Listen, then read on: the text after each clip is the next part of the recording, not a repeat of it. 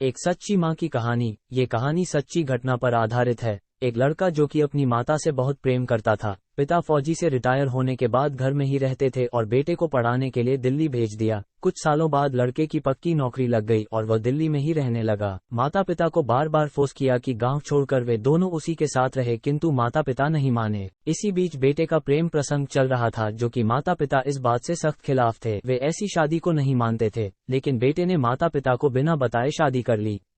जब बेटा कई सालों बाद घर नहीं आया तो माता पिता वहीं पहुंच गए, लेकिन उनको क्या पता था कि वे अपना दुख हल्का करने नहीं बल्कि बढ़ाने जा रहे हैं। फिर भी माता पिता का पुत्र प्रेम जाग उठा और इस रिश्ते से संतोष होना पड़ा, लेकिन बहू का बर्ताव सही नहीं था।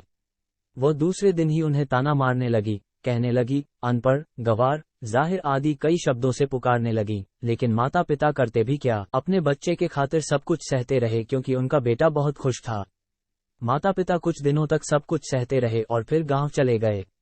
बेटे ने बार बार मना किया, फिर भी ना माने। कुछ दिनों तक सब शांत रहा। फिर अचानक एक दिन बेटे का फोन आता है कि आप बहुत दिनों से हमारे पास नहीं आए, तो आप कल ही आ जाइए। तब बेटे की बात कैसे टाल सकते थे, लेकिन अंदर से बहू के बर्ताव का भी डर सता रहा था। फिर भी माता पिता वहां पहुंच गए। बहू ने उनके स्वागत किया और पानी पीने को दिया। माता पिता दंग रह गए और सोचने लगे कि बेटे के सामने ऐसा कर रही है। बहू ने ससुर के लिए पानी गर्म किया और साहस को भी अपने हाथों से नहलाया।